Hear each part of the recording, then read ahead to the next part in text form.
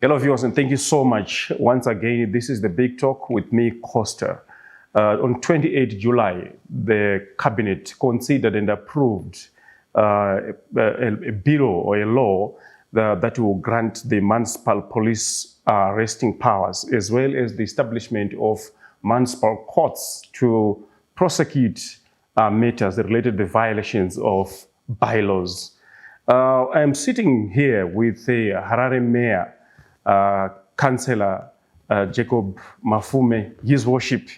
Welcome to Big Talk, Your Worship. Thank you. Always a pleasure.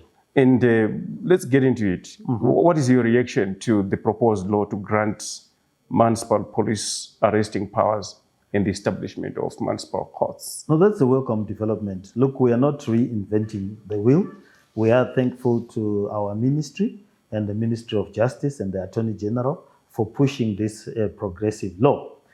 These are fairly standard internationally. In South Africa, you've got the Johannesburg Police Department in Cape Town and elsewhere. There are municipal police and municipal courts to deal with issues related to municipal offenses. And this has been what has been lacking behind. We have a lot of issues to deal with as a city, issues of noise pollution, issues of cleanliness, issues of traffic violations, issues of loitering, issues around many other small offenses which require not ZRP, but requires the municipal police. So we are welcoming this development, and we are clear that it has to be used judiciously and wisely. Yes, among us, there are bad apples. The comments from the stakeholders indicate that there's a trust deficit between the citizenry and the city council in terms of implementing issues and also in terms of service provision.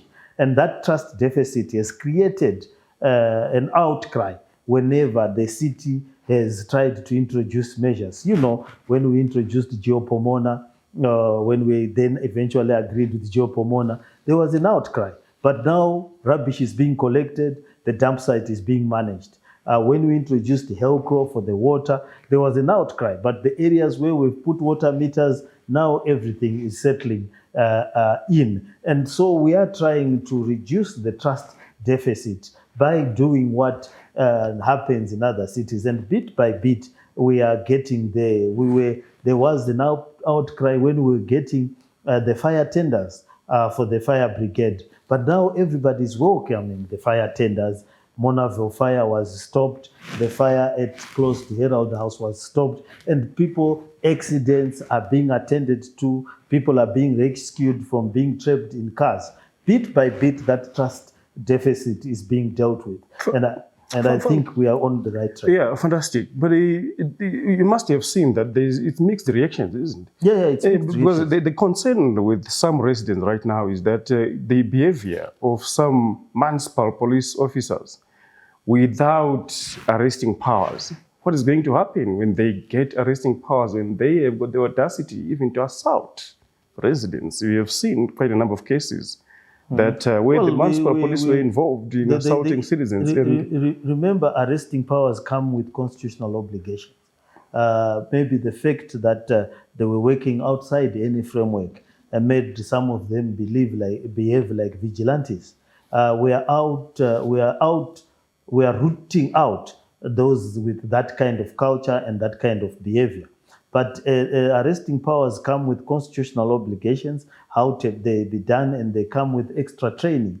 It also means that the training we give to our police will have to go up. The recruitment will have to go up. We will no longer just be taking, for want of a better word, mere political activists or people from the streets whose only modus operandi is gratuitous violence against the people. They now have to write papers, they now have to give reasons why they've taken an action, and they have to answer to the Constitution, and they have to answer to the courts. So we are improving it from being a militia force to being a municipal police force. And that comes with a different set of training, that comes with a different set of qualifications, and it's no longer going to be how fast can you run after a vendor.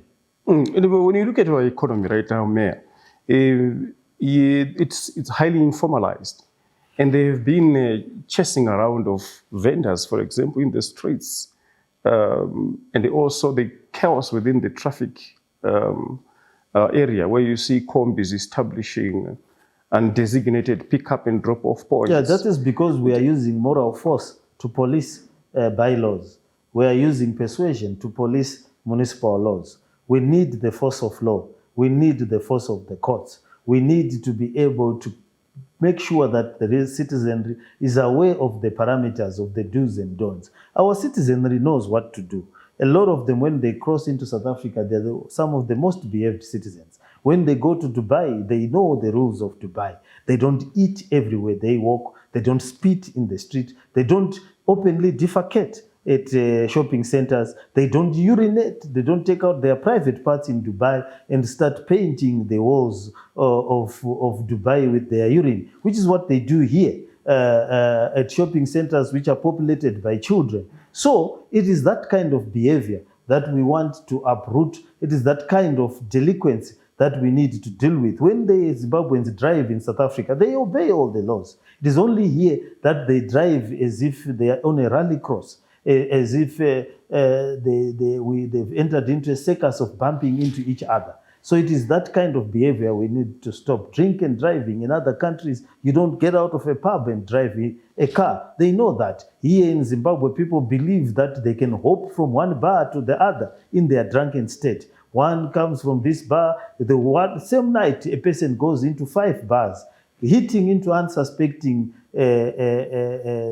pedestrians, into unsuspecting motor users.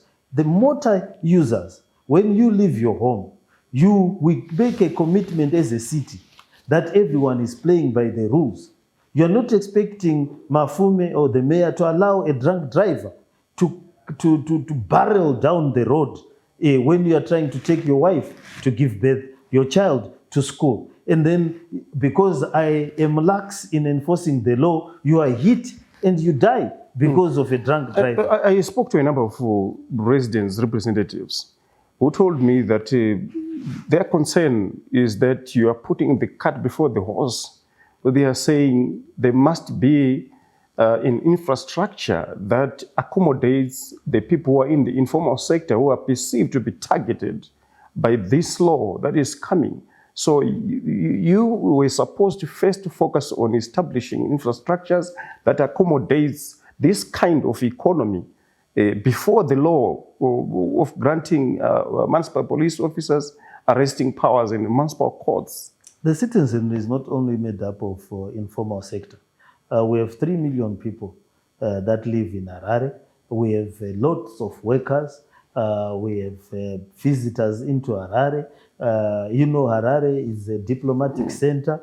As it stands, our city is part of the United Nations Security Council. Sports teams come here. International conferences are held here, both by government and other people, churches, soccer events, and so forth.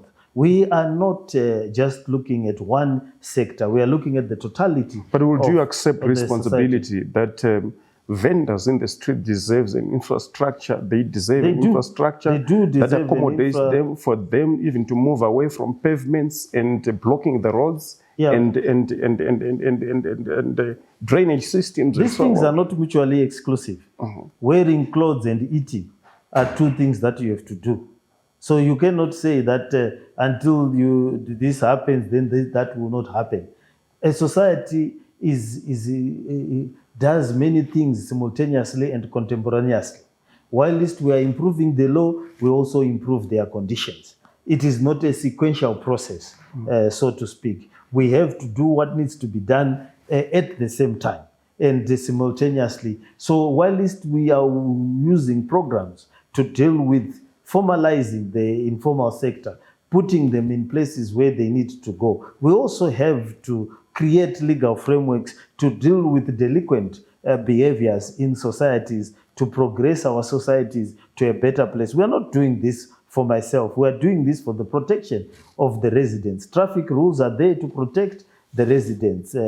Loitering rules, cleaning rules, environmental rules are there to protect the resident. It's not necessarily to deal with my desire to be powerful or my desire to push people around. No, these are posterity issues, and these are issues that are being done all over the world. What assurances do residents have that when this law comes into effect, there will not be violations of their rights? What we will do is we'll create a training regime to train the municipal police. We'll also create an independent mechanism for people to register their complaints, and we'll act swiftly to those that will abuse the powers that they have been given. And we will not limit ourselves to just firing alone. We will also prosecute any delinquencies. And you know, when you detain someone wrongly, detentions follow, damages follow. And we would not want to risk the ratepayers' money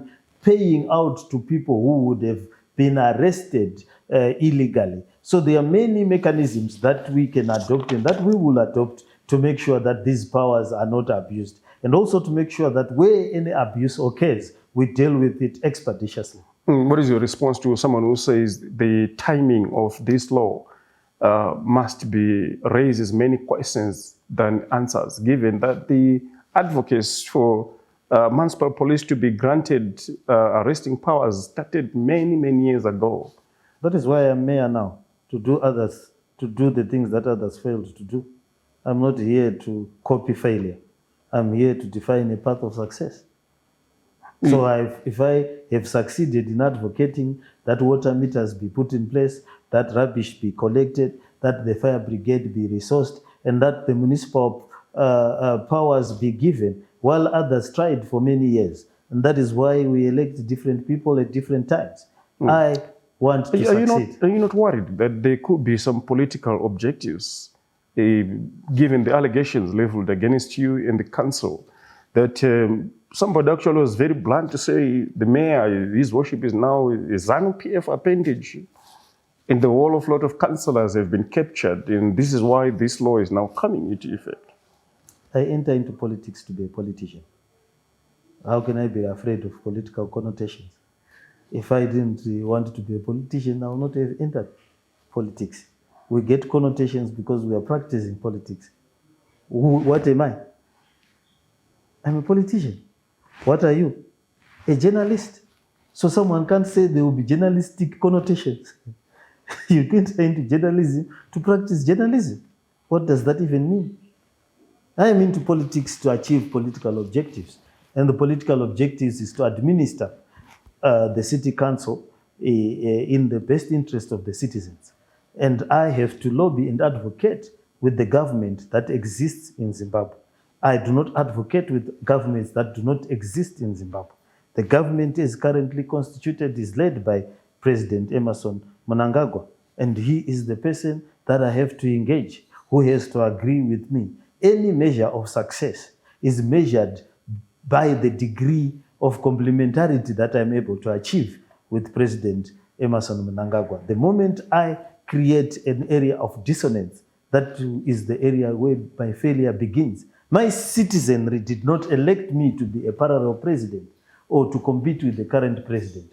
They elected me because they were confident that I will be able to extract for them the things that can be extracted from central government. That is what I'm doing. And if someone says you are a ZANU PF apologist because you attended Jitepo School of Ideology, and that most of your activities and conduct do align with you pursuing the interests alongside ZANU PF and so forth. I've attended many meetings. I've attended many churches. No one can accuse me of being apostolic. I've attended SDA where I belong. I've attended Roman Catholic. I am not there. I attend many events which are of different organizations. In official capacity sometimes? Yes, in my official capacity. And I attend even in my personal capacities. If you attend a wedding, it doesn't mean you are marrying as well. You're just part to see what is happening at that wedding. If you attend a funeral, it doesn't mean you are dead as well. You are part of the people who are there. We attended, and I understand what was happening there. I understand the philosophical underpinnings that guide ZANU PF. I attended the we used to attend IRI ideology issues, which is of the Republican Party. Am I Republican? I used to attend the NDI for the National Democratic Institution. Am I a Democrat? I used to attend. I'm asking you this, Your Worship, because your fellow colleagues in the opposition, you have shared that on a daily basis, that you are a captured person. So you need to take this opportunity to clarify your position and yourself. That's why I'm explaining to them. I'm not hiding from the question. I'm explaining to them that attending a meeting, attending a funeral, sharing drinks and eating. Parliamentarians sit together in a bar every day in Parliament. No one has accused them of crossing the floors. They work together, they attend the same workshops, and so forth. They do a joint caucus, even on joint issues. And so some of these things, I am the mayor, I'm not the mayor. The moment you are elected, you become a mayor for everybody else. It's more like transcending beyond political jackets and lines. The reason why you run for mayor is you have got an ability to save everyone else. If I just wanted to save partisan issues, I would have just run for an MP and be as partisan as I can be. But this is an office of tradition. It is an office of record, which says that once you get in, you become a city father. You cannot be called a city father when you reject other children. Let's touch on something, Your Worship. The SMEC policy for 2023. Again, this one is aligned to the informal sector. That its intention, one of the objectives, it was to obviously establish decent facilities for vending, decentralization of vending spaces, innovation hubs, and so on. Where are we with the implementation of this policy? Well, we've tried. We put up a very good market in Bari using a PPP model.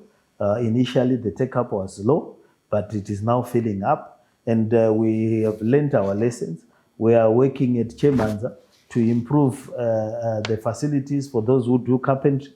We are learning lessons. We have learned lessons that sometimes the informal sector believes in informality, in the sense that they are suspicious of new structures, and we need to make it easier, and we need to have patience to move them to new areas. It is not automatic that if you build a new building, they will come there. Sometimes they will come and sell outside the new building. So we are trying to come up with the measures that will enable the informal sector to trust us. Remember when I started, is that there's a trust deficit between our people and the governors, which is us. And we need to deal with that trust deficit.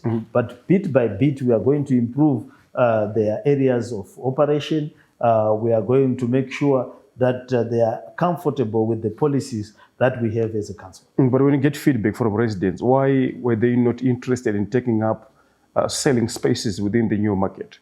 Well, tradition. Sometimes a person thinks their customers know them at the other place. Sometimes they think if you have not destroyed the original market, someone will come and replace them when they've gone to the new, and they will lose customers. So it was a cocktail of other things. Some of them it was the cost, some of them it was a creature of habit, and so forth. So we are going through a process of migration. It's not instant. It has to be gradual so that it is sustainable. But I do believe that we'll quicken the process, and as we try to renew the city, as we try to change cultures, we will then be able to reach a place where people appreciate what we are doing. Let me find out something. Since it was a partnership with government, what is the use of the revenue that you are getting from that new market? Is to reinvest it back into markets. People must understand that as a council, we are not a profit-making organization. All the revenue that we get is supposed to be linked to revenue. If we get money from cemeteries, the best is to invest it back into cemeteries. If we get money for roads, invest it back to the roads. If we get money for markets, invest it back into the markets. That's my belief. I think there has been a philosophy that has made councils look like profit-making organizations. We are service provision organization, and we should just worry about using residents' payers' money efficiently. I was being called by someone from the Harare Residents Trust who said who alleges that there was a misuse with regards to the monies that were drawn from the registering of vendors. Sometime maybe last year, but where over 1.2 million vendors were registered and they were made to pay $10 each. I was asking, where was this money used? Yeah, well, the figures are exaggerated. 1.2 million, that's a lot of money. We would have felt it. Even the thief would be giving out a lot of, would have seen that particular thief. So we need to verify that information. I don't think that there was monies to those amount. But if there was any theft and any misuse, our system will catch it and will punish anyone who misused that money. But was there anything that was established with the funds from... As far as I'm aware, the funds have not been misused. They're still be hanging somewhere. They are within council or they've been used where they are supposed to be used. Let's touch the last thing because we don't have time. The issue of seat parking. What is the current status? There are many questions that people are asking that this is a subsidiary company for Harare City Council. How much is it generating? Daily, weekly, monthly, yearly? Well, the audited accounts are put out. City parking, the last audited accounts, it produced $5 million and some number of ZIG. This is an annual collection. That's an annual collection, and that $5 million we can track it. Is used to buy equipment, some of the yellow machineries that we have displayed, and some of the consumables in terms of cars. And currently, we've asked them to do the traffic lights, the modern traffic lights that they are doing. They will put up 49 of those modern traffic lights in the first phase after the pilot phase. Then we've also asked them to revamp and renew First Street, and that's what they are going to be doing in addition to what they've already been doing for the city. Your Worship, for the benefit of residents who could be watching this, if you can put it in percentages, how much is city parking remitting to the city of Harare, and how much does it use to sustain its operations, maybe even including paying its employees? The agreement is that they remit 35% of gross, and then they also remit the profit, if any. Yeah, I want someone who, a lay person, to understand what was the meaning That's of the that. $5 million I talked about. That's the 35% per annum. And you remember that a couple of months ago, there was a statutory instrument that said the parking fee must be reduced to 50 cents. What happened? Because we are still paying $1 per hour for parking. You recall that we had a budget, which is also a statutory instrument, that was agreed to the residents that charges $1. So when there are laws that differ, we then wait for the courts to decide on that. We are operating according to the budgeted amount. Should there be need for the budget to be adjusted, there are processes to follow. And as for now, we are existing within the budget framework that we agreed to with the citizens of Harare. Can you assure motorists that in the 2026-2027 budget, there will be a revision in terms of the parking fees? There will be a revision according to what we will agree with the residents at the time that we do that budget. Okay, lastly, let's talk about the traffic caused by combi operators, undesignated drop and pickup points, Chinoi and Mandela. There are so many of these in town, causing a lot of chaos, the police chasing after them, putting safety of citizens, residents, everyone who is operating in town at risk. Well, we must first off appreciate the role that combis play in mass public transport, and they've done so for years. And when we try to correct them, it's not because they are enemies of transportation, but we would want to make their service better, and we would want to coexist with them better. Without combis, we would not have been able to move the nation, move the cities, get people to school, get workers to where they need to work, and get our citizens to move. So I'm cognizant of the pivotal and important role that combis play. But we are concerned with some of the behaviors of their operators that you mentioned, unlicensed drivers, cavalier attitude towards safety of their passengers and other road users, and a determination not to comply with the laws, a devil-may-care attitude, and so forth and so forth. The list goes on. We need to come up with measures to stop that. We also need to come up with other mass public transport systems like longer buses and so forth. And we are calling upon the combi drivers that let's do this voluntarily so that we don't have to use the force of law to enforce good behavior. We among their ranks. So we are working on a cocktail of measures to put up a mass public transport system and also to contain the behaviors of the combis. Yeah, this has been happening for some time, Your Worship, to be honest. Why are those combis, after being arrested, the next hour they will be back at the same spot, which is illegal? That is why we now will be getting arresting powers. Before that, we were simply able to confiscate the car and not arrest the person. And the owner of the car will then come and say, no, it was being driven badly. And honestly, you also cannot arrest an inanimate object, which is a vehicle.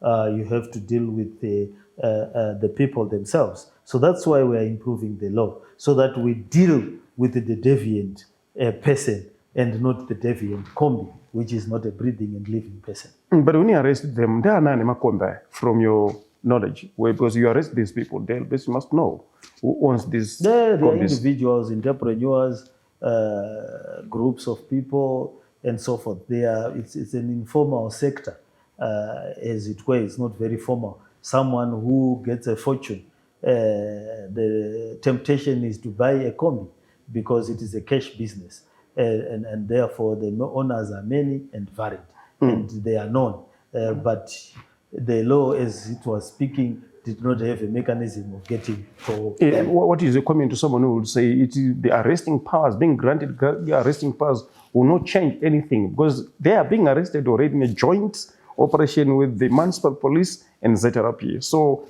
granting you arresting powers will not change anything in terms of addressing this culture that we witness on a daily basis in town. Let's wait and see. Try urinating in public when we have the powers. Try defecating in public when we have the powers. You will also tell others that it is not something to do. So the chaos that we see with this law is going to change things? It will be stopped. Thank you so much, Your Worship. Thank you.